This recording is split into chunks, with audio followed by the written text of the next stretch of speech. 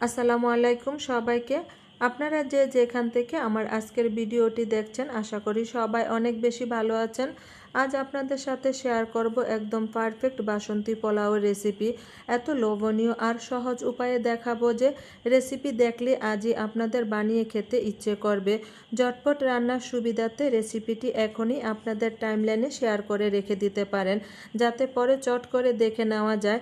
Recipe ভালো লাগলে please ভিডিওটিতে একটি লাইক দিতে ভুলবেন না। তো চলুন কথা না বাড়িয়ে বাসন্তী পোলাওয়ের মূল রেসিপিটি শুরু থেকে শেষ পর্যন্ত দেখে নেওয়া যাক। রান্নার শুরুতে চুলায় আমি একটি হাঁড়ি বসিয়ে দিয়েছি 1 টেবিল চামচ ঘি। ঘিটা হালকা গরম হয়ে আসলে দিব মুঠোতে 2 মুঠো বাদাম। আমি এখানে 2 রকমের বাদামটা ব্যবহার করেছি, আপনারা আপনাদের পছন্দের যে কোনো বাদাম ব্যবহার করতে পারেন। ঘিয়ের সঙ্গে কিছুক্ষণ নেড়ে চেড়ে ভেজে নিব। বাদামগুলো কিছুক্ষণ ভেজে নেওয়ার পরে দিব মুঠোতে 1 মুঠো কিশমিশ। কিশমিশগুলো বাদামের সঙ্গে নেড়ে চেড়ে ভেজে নিব। কিশমিশগুলো কিছুক্ষণ নেড়ে চেড়ে ভেজে নেওয়ার পরে এরকম ফুলে যাবে। এই পর্যায়ে বাদাম আর কিশমিশগুলো আমি একটি বাটিতে তুলে নিব। আজকের বাসন্তী পোলাও রান্না করব ঘি আর তেলের সমন্বয়। দিব 1/4 কাপ ঘি, টেবিল চামচে 4 টেবিল চামচ দিব রান্নার রেগুলার তেল 2 টেবিল চামচ। আপনারা চাইলে এই রান্নাটি শুধু ঘি অথবা তেল দিয়েও করতে পারেন। ঘি আর তেলটা হালকা গরম হয়ে আসলে দিব আস্ত কিছু গরম মশলা। ঘিটা অতিরিক্ত হিট করা যাবে না, ঘি অতিরিক্ত হিট করলে ঘিয়ের যে সুন্দর একটা ফ্লেভার সেটা নষ্ট হয়ে যায়। দারুচিনি 1 ইঞ্চি সাইজের 5-6 টুকরা, এলাচ দিয়েছি 5-6 পিস, লং গোলমরিচ দিয়েছি 8-10 পিস করে, কালো বড় এলাচ দিয়েছি একটা, জয়ত্রী দিয়েছি 1টার হাফ। জয়ত্রী আর কালো বড় এলাচটা ব্যবহার করাতে পোলাওতে খুব সুন্দর শাহি একটা ফ্লেভার অ্যাড হয়। চিড়ে তেজপাতা দিয়েছি 2 থেকে 3টা। মশলাগুলোকে মাঝারি আঁচে কিছুক্ষণ নেড়ে চেড়ে ভেজে নিব, মশলা থেকে সুন্দর একটা ফ্লেভার ছড়ানো পর্যন্ত।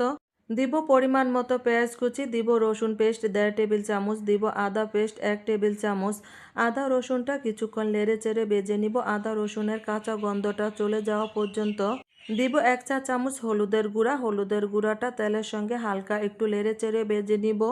দিব আগে থেকে ধুয়ে রাখা পানি জড়ানো সুগন্ধি পোলাওয়ের চাল।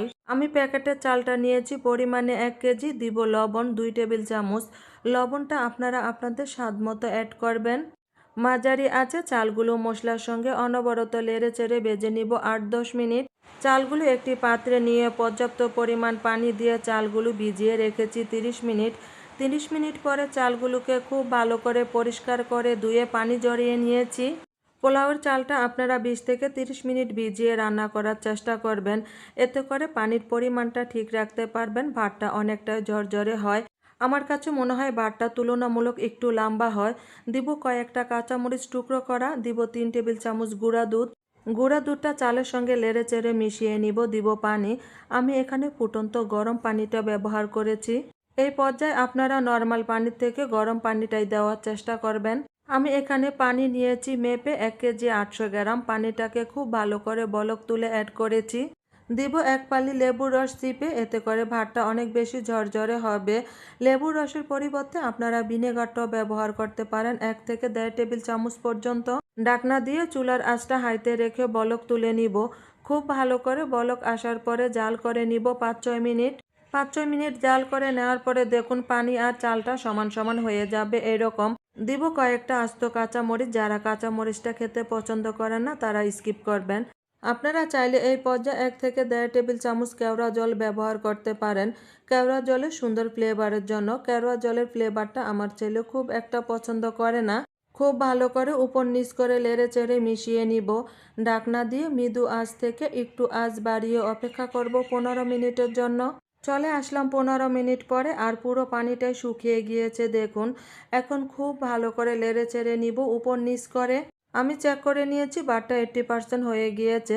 এখন খুব ভালো করে নেড়ে চেড়ে উপরটাকে হালকা চেপে সমান করে নিব। দিব শুরুতেই ঘিয়ে ভাজা বাদাম কিশমিশ, আমি এখানে হাফ বাদাম কিশমিশটা ব্যবহার করেছি। দিব কিছু পেঁয়াজ বেরেস্তা, দিব 1 থেকে 1.5 টেবিল চামচ ঘি। আপনারা চাইলে ঘিয়ে ভাজা বাদাম কিশমিশটা পুরোটাই ছড়িয়ে দিতে পারেন। এই পর্যায়ে বাদাম কিশমিশটা ব্যবহার করলে একেবারে নরম হয়ে যায়। আমার কাছে মুচমুচে বাদামটাই খেতে ভালো লাগে, তাই আমি হাফ রেখে দিয়েছি, পরে ব্যবহার করব। ঢাকনা দিয়ে মৃদু আঁচে অপেক্ষা করব 10 মিনিট। চলে আসলাম 10 মিনিট পরে, তৈরি হয়ে গিয়েছে আমার বাসন্তী পোলাও। আমি চেক করে নিয়েছি ভাতটা পুরোপুরিভাবে সিদ্ধ হয়ে গিয়েছে। হালকা হাতে খুব ভালো করে আবারও একটু উপর নিচ করে নেড়ে চেড়ে দিব। ভাতটা অনেক বেশি ঝরঝরে হয়েছে দেখুন। আপনারা যদি সেম প্রসেসে রান্না করেন পানির পরিমাণটা আপনাদের সমানই লাগবে। আমি প্যাকেটের চালটা নিয়েছি বলার কারণ হচ্ছে খোলা চালটা চাল বেঁধে অনেক সময় পানির পরিমাণটা কম বেশি লাগতে পারে। আমার যে সময়টা লেগেছে আপনাদের হয়তো চুলার আঁচ কম বেশির কারণে সময়টা কিছুটা কম বেশি লাগতে পারে। এই পর্যায়ে আমি চুলাটা অফ করে দিয়েছি আর ভাতটা কতটা সুন্দর সিদ্ধ হয়েছে দেখুন। এখন খুব ভালো করে নেড়ে চেড়ে চুলা অফ করে ঢাকনা দিয়ে রেখে দিব 10 মিনিটের জন্য। এতে করে ভাতটা আরও অনেক বেশি ঝরঝরে হবে। আপনাদের হাতে সময় না থাকলে এই পর্যায়ে ভাতটা পরিবেশন করতে পারেন। এমনিতেই ভাতটা অনেক বেশি ঝরঝরে হয়েছে। বাসন্তী পোলাওর ফাইনাল লুকটা দেখুন কতটা দারুণ হয়েছে। সাদা পোলাও তো আমরা সব সময় খেয়ে থাকি, তবে মাঝে মধ্যে আপনারা চাইলে বাসন্তী পোলাওটা রান্না করতে পারেন। এটা দেখতে একটু কালারফুল, তবে বাসন্তী পোলাও আর সাদা পোলাওয়ের স্বাদে কোনো ভিন্নতা নেই। মাঝে মধ্যে একটু চেঞ্জ করে রান্না করলে বাচ্চারাও খেতে খুব পছন্দ করে। আজকের রেসিপিটি আপনাদের কাছে কেমন লেগেছে কমেন্টে আমার সাথে শেয়ার করতে ভুলবেন না। রেসিপি ভালো লাগলে চ্যানেলটিকে সাবস্ক্রাইব করে চ্যানেলের সাথেই থাকার অনুরোধ রইল। এখন উপর দিয়ে সেই যে হাফ রেখে দেওয়া বাদাম কিশমিশ আর কিছুটা পেঁয়াজ বেরেস্তা দিয়ে পরিবেশন করব। সবার সুস্বাস্থ্য কামনা করে আজ এখানেই বিদায় নিলাম। আল্লাহ হাফেজ।